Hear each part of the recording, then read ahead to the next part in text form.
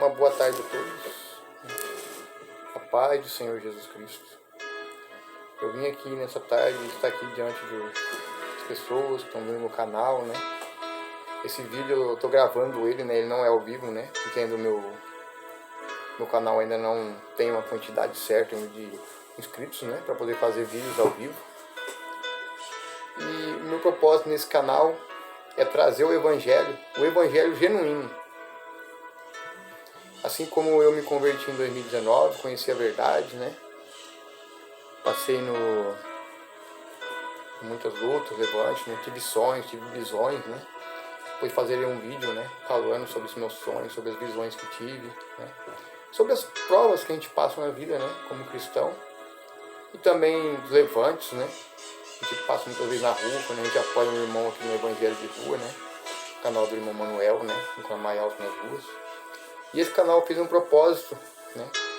De trazer o verdadeiro evangelho. Assim como ele prega nas ruas, né? Deus colocou no meu coração fazer esse canal para que a gente pregue conforme o que está escrito na palavra. E não por doutrinas criadas por homens. Para que vivamos em obediência os ensinos que Jesus mandou, né? Seguir os ensinamentos dele, né? Que está escrito na palavra. E hoje aqui eu peço que o Espírito Santo venha sobre mim aqui agora, né? Sobre cada um que estiver ouvindo essa mensagem, né? Essa palavra, né? Hoje vamos começar aqui o Evangelho segundo Mateus. Começando pelo capítulo 1, a linhagem real de Cristo. Começando pela genealogia de Cristo, né? Eu falo assim, parte humana. Depois chegaremos à linhagem divina. Aqui mostraremos a linhagem dele real, humana, e a linhagem divina.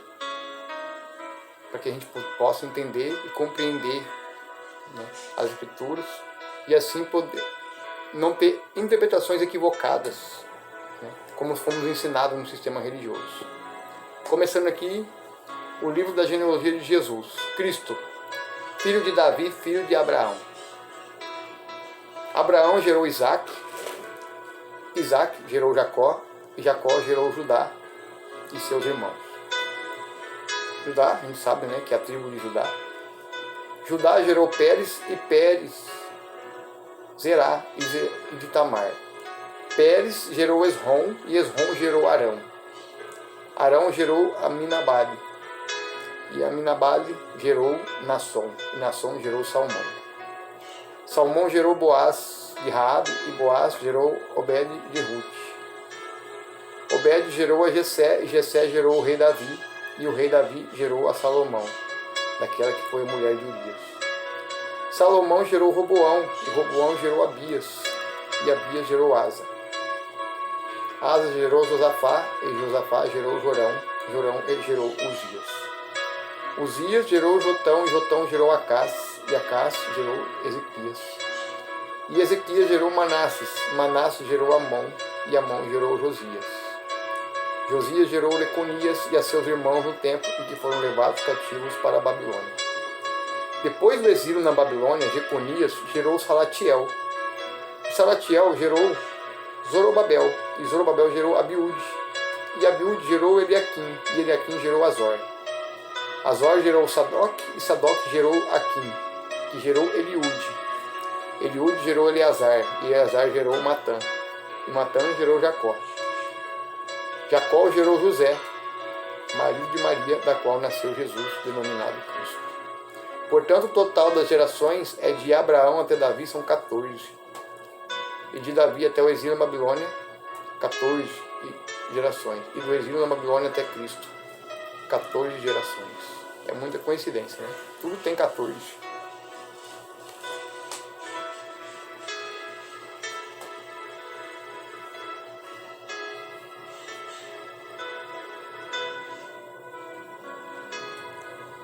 Aí a gente, vamos aqui, né, a expressão grega, vamos dizer que a palavra Christos, vem da expressão grega, que é o adjetivo verbal semita, equivalente a Messias, que em hebraico significa o ungido de Deus, né? Então a gente vê aqui que A parte real de Cristo, né, começou lá de Abraão. E a promessa, né? Abraão teve uma promessa de Deus, né? Que era gerar Isaac. Através de Sara, né? Sua esposa, né? Que estava velha, né? Disse que não podia ter mais filhos, né? E através da fé, né? Geraram Isaac, que é a promessa de Deus, que ele seria, né? Por isso que ele fala, né? Abraão, né? Sua descendência será numerosa como as estrelas do céu. Olha a promessa de Deus. Começou por Abraão, até que chegasse a linhagem real de Cristo no meio de nós. Continuando aqui, vamos ver aqui agora a linhagem divina de Cristo. Vamos ver a parte divina de Jesus. O nascimento de Jesus Cristo ocorreu da seguinte maneira. Estando Maria, sua mãe, prometida em casamento a José, antes que a coabitassem, achou-se grávida pelo Espírito Santo. Então José, seu esposo, sendo um homem justo e não querendo expô-la à desonra pública, planejou deixá-la sem que ninguém soubesse a razão. Nesse caso aqui, José não sabia que ela estava grávida do Espírito Santo. E conforme a lei, toda mulher que se encontrasse grávida antes do casamento era considerada adúltera, ou seja, teria cometido adultério.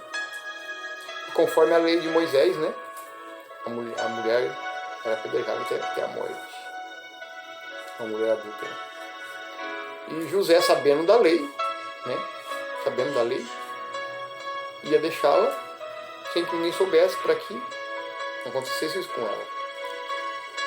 Mas, aqui continuando, enquanto meditava sobre isso, eis que em sonho apareceu um anjo do Senhor, dizendo: José, filho de Davi, a descendente de Davi, não temas receber Maria como sua mulher, pois o que nela está gerado é do Espírito Santo.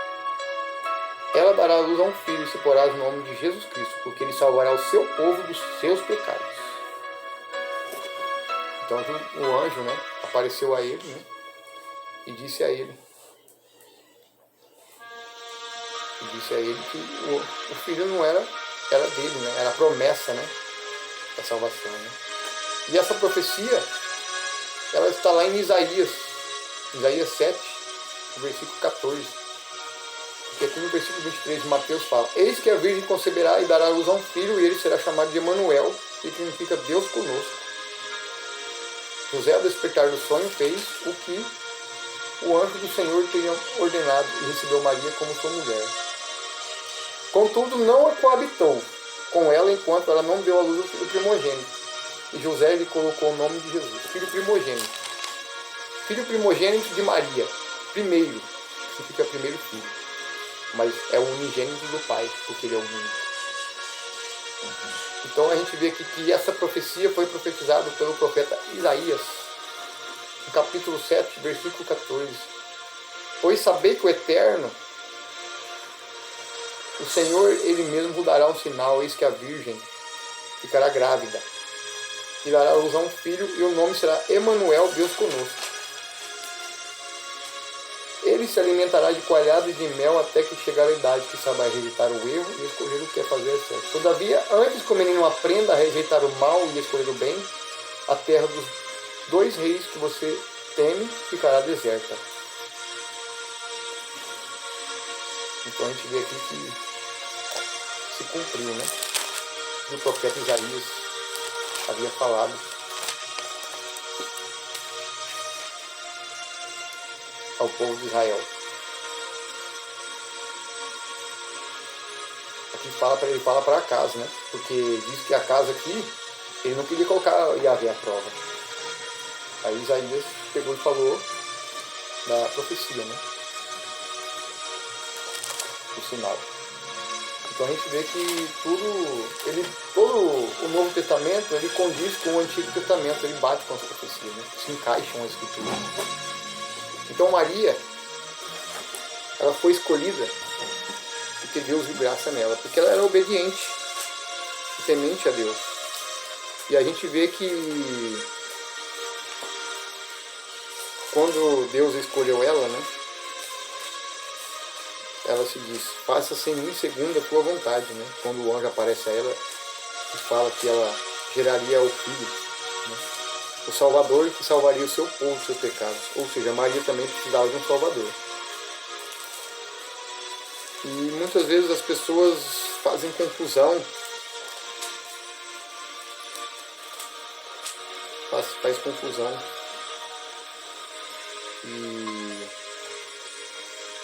acham que Maria intercede, Maria advoga, remedia, né? Ela era uma serva, né? Uma serva de Deus escolhida. E ela tinha a missão de preparar, de criar o Messias, de cuidar dele, sabendo que aquela criança era o Filho de Deus. Que seria usado por Deus para trazer a salvação, para a expiação dos pecados do povo de Israel. Hoje não só de Israel, mas da humanidade inteira. Né? Então ela foi importante sim na missão dela, que era gerar, que era cuidar, preparar, ensinar ele a rejeitar o mal, até que ele chegasse à sua fase adulta, né? E começasse a exercer o ministério, né? De pregar o reino de Deus. Foi assim que começa, né? Tudo, a promessa de Deus para nós, né? Desde Abraão até Isaías, né? Isaías, com a profecia do Messias, né? Que salvaria o seu povo dos pecados. E o que acontece aqui? Aqui fala aqui, ó. Contudo, José não a coabitou. Ou seja, José não teve relações com Maria até o nascimento do Messias. Então ele realmente respeitou, né, o propósito de Deus até que nascesse. Então quer dizer que prova que Maria teve filho sim, teve uma vida normal com uma mulher, né, como uma família, como um homem, né? Uma família constitui filhos, né? E ela teve mais filhos. Jesus era o primogênito porque foi o primeiro, porque foi através do Espírito Santo. Mas depois disso, que ela teve Jesus, ela teve uma vida normal como uma mulher, né? Ela foi agraciada porque Deus viu nela que ela é uma mulher obediente e temente. Mas isso não condiz que ela seja rainha do céu e da terra, que ela seja coroada, que ela seja mediadora, que ela seja advogada. Isso não diz respeito a ela. O propósito dela era gerar, preparar para ele começar a pregar o Evangelho da salvação. Isso foi tudo profetizado, né, pelo próprio profeta Isaías. E conforme fala em João 1, né, se a gente vê lá em João 1, Jesus fala que no princípio era a palavra, e a palavra estava com Deus, e a palavra era o próprio Deus, e por meio dele todas as coisas foram feitas. Jesus já existia desde o princípio da criação, deixando sua glória, deixando sua divindade, né? Deixando sua realeza espiritual para vir no meio de nós, se tornando um homem como nós, para que pudéssemos ser salvos, para que pudéssemos ter alguém que pudesse expiar pelos nossos pecados. E foi assim que se cumpre. E antes disso, a gente vê que João Batista, também, quando Maria estava grávida, Isabel também estava grávida. E quando as duas se encontrou, Isabel foi saudar Maria. Bendito é o fruto do teu ventre. A criança estava no útero de Isabel, saltou de alegria. Por quê? Porque sabia que ali estava o Salvador. Aí isso foi uma saudação. O que acontece hoje, que a gente vê nas doutrinas, principalmente da Igreja Romana, da Católica, que pegaram uma saudação e criaram uma oração. Então isso é uma doutrina criada por homens. Já não tem nada a ver com a Bíblia, com a Sagrada Escritura. Se fosse então, a Bíblia usaria isso como uma oração, não como uma saudação. Então, isso foi criado por homens. Jesus só ensinou uma oração, que é o Pai Nosso. E não existe oração, Ave Maria, cheia de graça. Isso foi uma outra oração criada por homens. E as pessoas muitas vezes confundem. Ah, mas você está falando mal. Não é falar mal. A gente tem que pregar o que está escrito na palavra. E não pegar de doutrinas criadas por homens. É isso que a gente tem que entender. Então, meu amado, esse meu trabalho, meu propósito aqui é ensinar o que está escrito na Bíblia, conforme a Escritura, e não por doutrinas criadas por homens. Tenho total respeito por Maria, sim. Ela foi importante, sim. Né? Uma mulher escolhida por Deus, uma serva, né? Ela se fez serva. Ela fala, faça em mim segundo a tua vontade. Eis aqui a tua serva. Quando o anjo aparece a ela e diz que ela conceberia um filho. Então ela fala, faça em mim segundo a tua vontade, não a vontade dela. Então ela foi usada por Deus para gerar o Salvador. Isso não condiz que ela é mediadora. Foi sim, pelo sim dela, tudo. Deus não escolheu uma mulher de qualquer jeito, uma mulher que vivesse no adultério, uma mulher que prostituía para gerar o Salvador. Deus escolheu uma mulher obediente, temente, né? Temente à palavra. Por isso que Deus viu graça nela. Então, não confundam graça como adoração, veneração ou endeusamento a Maria. Ela foi importante, mas a gente tem que separar as coisas. E muitas vezes as pessoas, quando a gente vai pregar com um católico, acham que a gente está falando mal, acham que a gente está julgando. Não é. É conforme a palavra a gente tem que mostrar. Então por isso que eu falo, amado, eu venho aqui hoje entregar essa palavra. Que Deus deixou sua glória, deixou sua divindade para se fazer homem no meio de nós. Para que possamos ser salvos. Para que pudéssemos ser salvos. Jesus, quando veio, ele não veio para condenar, e sim salvar. A todo aquele que crê não pereça, mas tenha a vida eterna. Então, quem criou essas doutrinas foi homens. Então, se você acha que essas doutrinas estão certas, você está contrariando a Escritura. Aquele que acha que está certo, que Maria intercede, que Maria intermedia, que Maria é advogada, não tem lógica. Que Maria não teve mais filhos.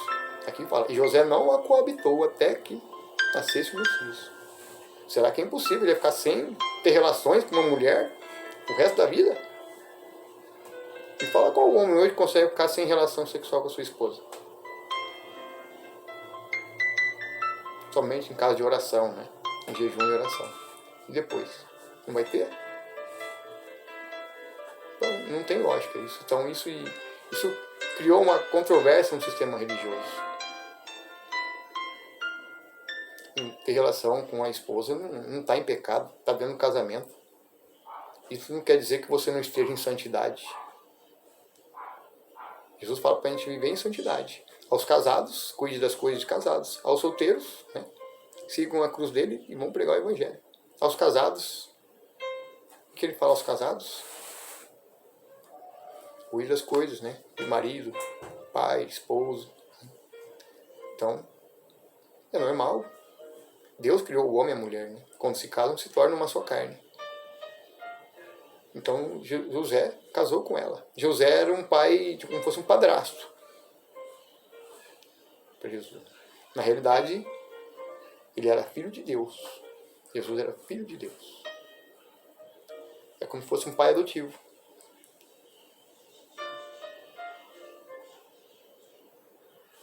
Entendeu? Então ele foi importante. José, né, também cuidou, ensinou ele, né? Ensinou ele a carpintaria. José era carpinteiro. Então Jesus seguiu os mesmos passos de José, como homem.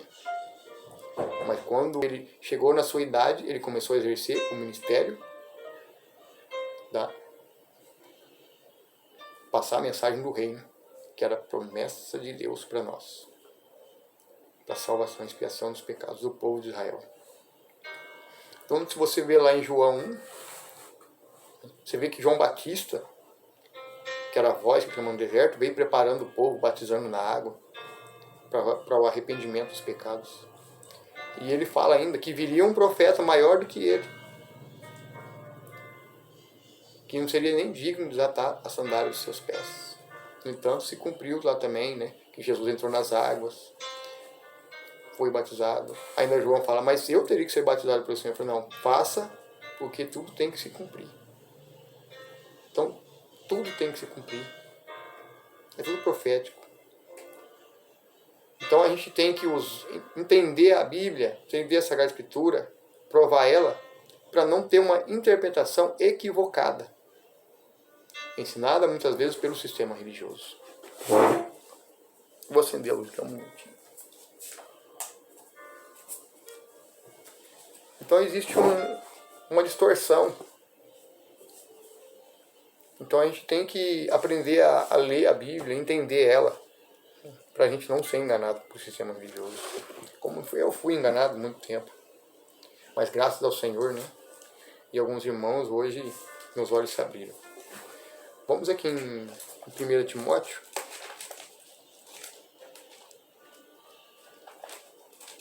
1 Timóteo.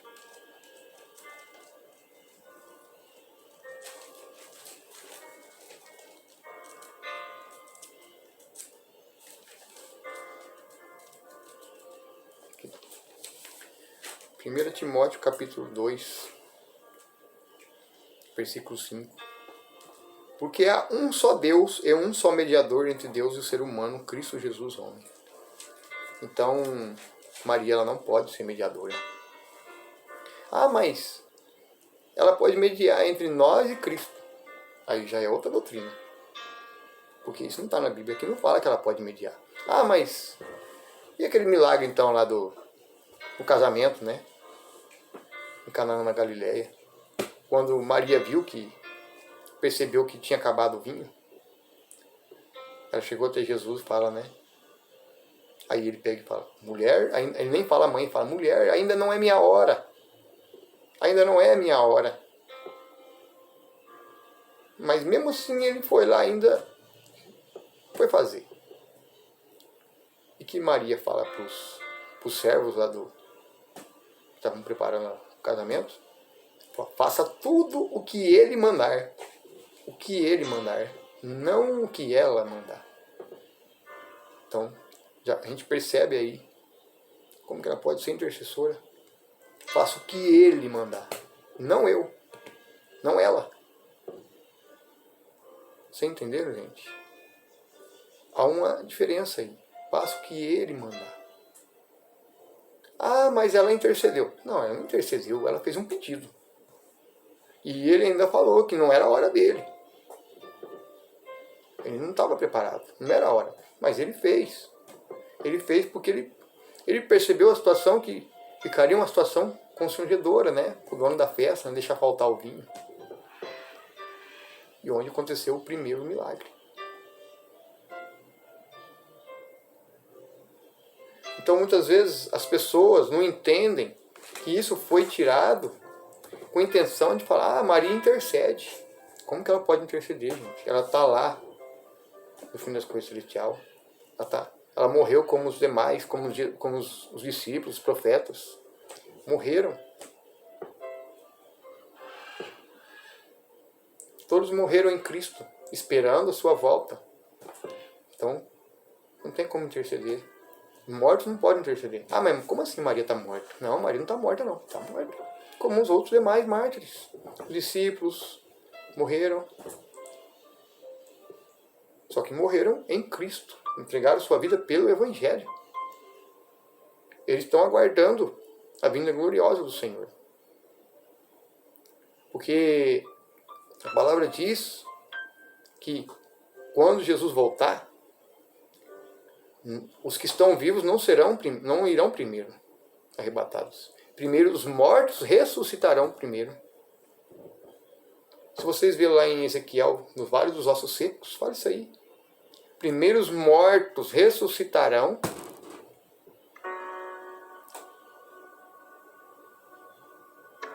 Os mortos em Cristo. Feliz aquele que fizer parte da primeira ressurreição. Então, eles irão primeiro. Depois sim os vivos serão arrebatados junto com o Senhor. Então tá vendo, gente? Maria ela não pode interceder pela gente. Somente Jesus é o nosso mediador, porque aqui em 1 Timóteo 2,5 fala, só há um mediador entre Deus e os homens. Ah, mas quem que é o advogado então? Vamos aqui em 1 João. Como que ela pode advogar os nossos pecados? Isso aqui em 1 João, capítulo 2, versículo 1 fala: Caros filhinhos, estas palavras vos escrevo, para que não pequeis. Se, entretanto, alguém pecar, temos advogado junto ao Pai, Jesus Cristo, o justo.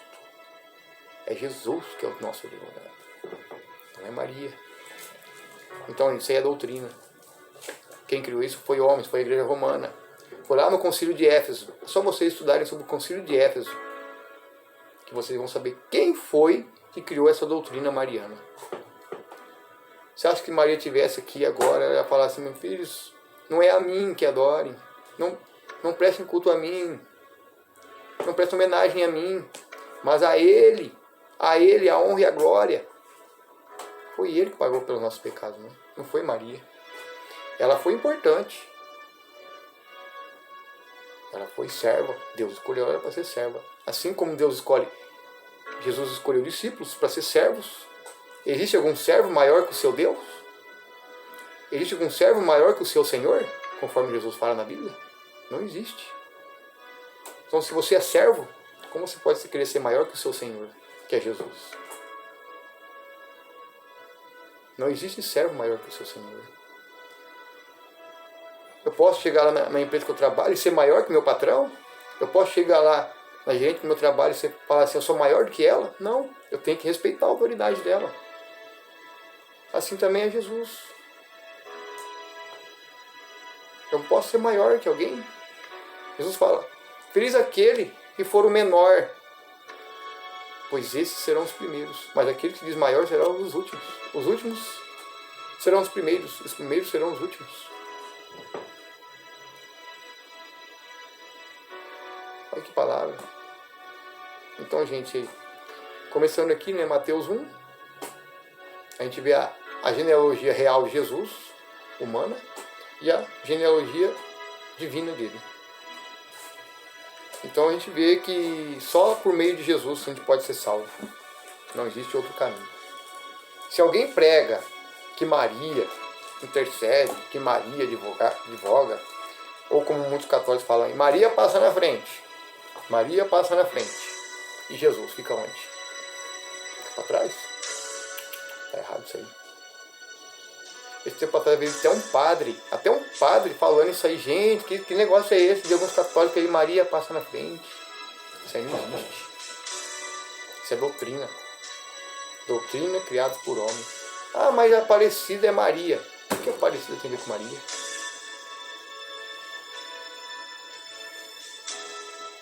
Uma imagem encontrada 1500 anos depois de Cristo, dentro de um rio aqui no Brasil. Colocaram, levantaram como uma deusa. Gente, a nossa nação está vivendo debaixo de uma grande maldição. Sabe por quê? Por causa da idolatria. Porque o inimigo cegou o entendimento das pessoas, gente, por falta de ler a Escritura. Eu era cego e hoje vejo. Então você católico, você evangélico, acorda, desperta. Saia do engano, saia desse sistema religioso, pare de acreditar em doutrinas de homens. Busque o Senhor, busque ler a Escritura, prova a Escritura, medita nela. Ah, mas eu leio e não entendo. Pede direção para o Espírito Santo. Fecha a porta do quarto, ora em secreto, busca o Senhor, busca a face de Deus, busca Jesus. E o Espírito Santo vai vir mostrar para você.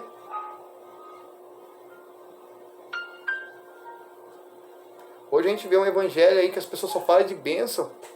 Bênção, prosperidade, só riqueza. Estão esquecendo o evangelho, tomar a cruz. Jesus carregou a cruz. Os discípulos também tomaram a cruz deles. Pregar o evangelho. E olha o que eles passaram, sofreram.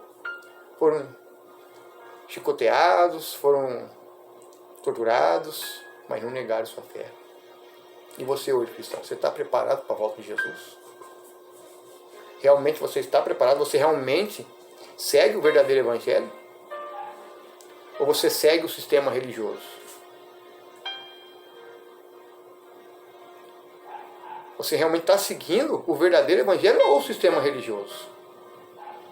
Será que realmente estão vivendo conforme a palavra? A gente foi levado para ser como ovelha e não como lobo. E a gente hoje vê mais lobos do que ovelhas. Gente, é difícil. O caminho do Senhor é estreito, não é fácil. Mas é o caminho que leva à salvação. Mas muitos preferem um caminho fácil. Só de bênção, prosperidade, arca da aliança, campanha, dinheiro, isso, aquilo. Estão esquecendo do verdadeiro evangelho, que é Cristo Jesus. Seguir os ensinamentos dele. Sofrer como ele sofreu. Suportar opressão, suportar levante, suportar as provas. Você acha que ser crente é fácil? Quando você conhece a verdade?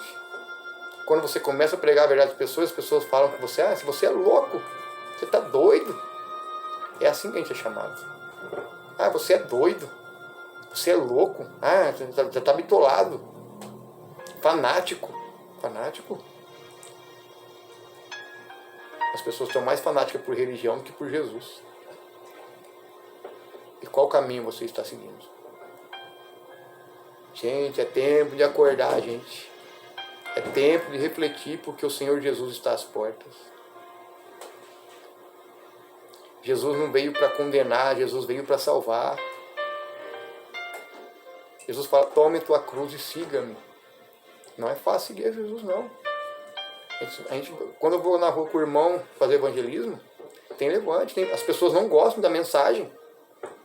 Por quê? Porque foram ensinados ao contrário. Aí muitos falam, mas você está julgando. Ninguém está julgando. Estão pregando o que está escrito na palavra. Por quê? Porque mudaram os ensinamentos. Para que Deus é só amor. Sim, Deus é amor. Deus deixou seu filho por nós. Ele é tão amoroso que deu o seu filho pelos nossos pecados. Por nós que não somos merecedores. Mas hoje nós temos a graça e a misericórdia de Jesus.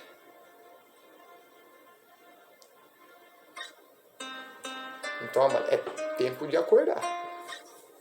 Porque quem tiver um engano, quem tiver compactuando com o sistema religioso, com as doutrinas criadas por homens, vai receber da ira de Deus. Quando as taças forem derramadas na terra. A gente vê aí as coisas acontecendo, como Jesus profetizou em Mateus 24, né? Tudo que está acontecendo, o princípio das dores. Ainda não é o fim, mas Jesus deixou sinais. Sinais na terra, sinais no céu. Gente, é tempo de a gente meditar, acordar para o Senhor enquanto é tempo.